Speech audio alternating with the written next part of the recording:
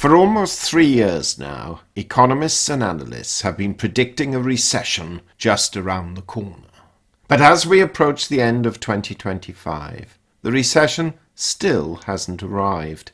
And naturally, people are starting to believe maybe it won't come at all. But history shows that delayed recessions are often the most damaging. Not because they're sudden, but because they catch people off guard.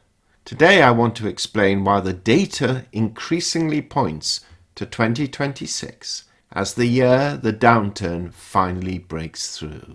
And more importantly, why so few people are prepared for it.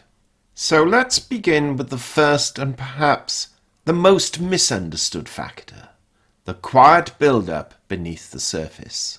When recessions do not appear on schedule, complacency sets in.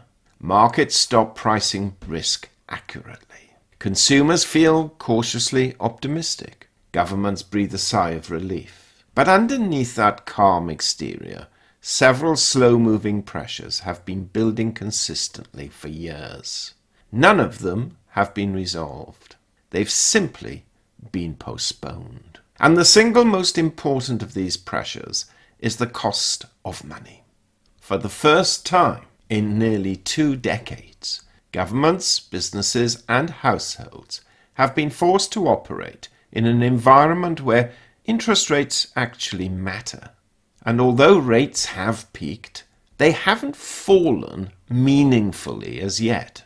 This means every month that passes adds more strain into the system.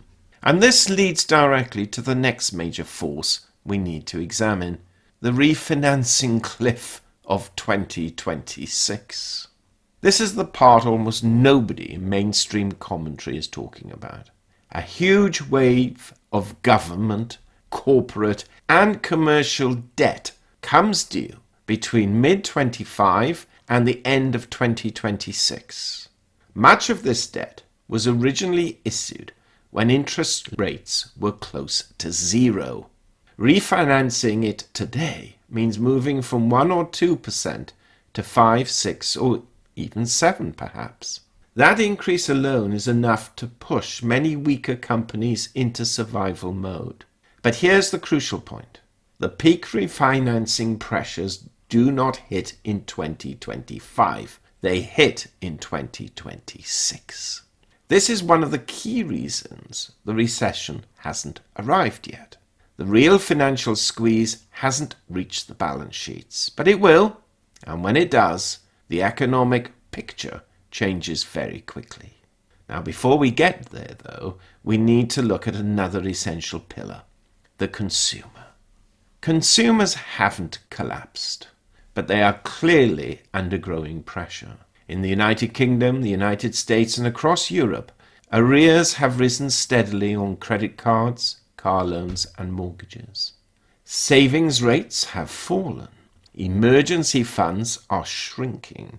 Buy now, pay later balances are rising. And mortgage resets continue in the background month after month.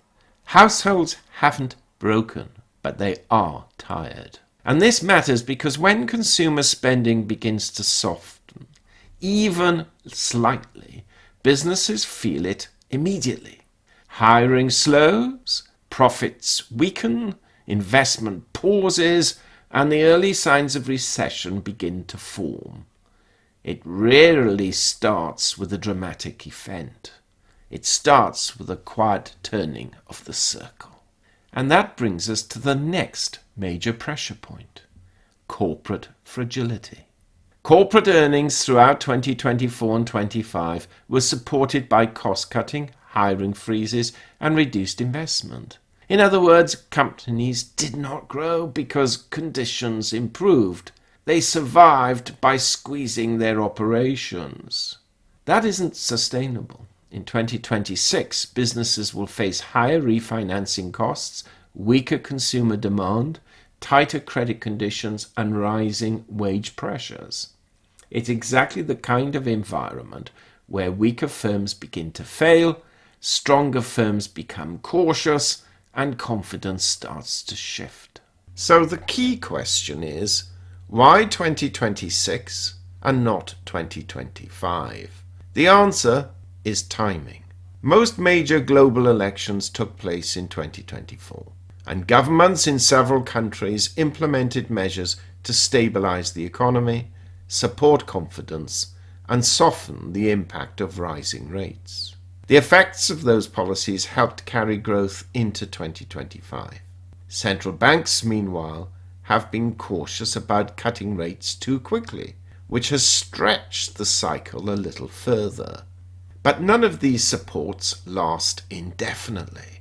By 2026, temporary stimulus fades, refinancing pressures peak, and consumers and businesses face the full weight of higher borrowing costs. That is why 2026 presents a clearer recession window than 2025 ever did. So what does all of this mean for the rest of us? A 2026 recession doesn't mean disaster, doesn't mean collapse. What it does mean is adjustment. High-risk companies will struggle. Overvalued assets may correct. Safe haven assets like gold and silver may strengthen as uncertainty grows. And long-term investors will finally begin to see value re-emerge in areas that have been overpriced for years. This is why awareness matters. Recessions aren't something to fear, they're something to understand, because the people who recognize the turning of the cycle early are the ones who come out stronger on the other side. As we approach 2026, the signs are becoming clearer. Not because the system is breaking today, but because the foundations laid years ago are finally beginning to shift. I'll continue tracking these developments calmly and clearly, without drama and without sensationalism. And if you found this helpful, please consider subscribing and sharing your thoughts below. And as always, thank you for watching.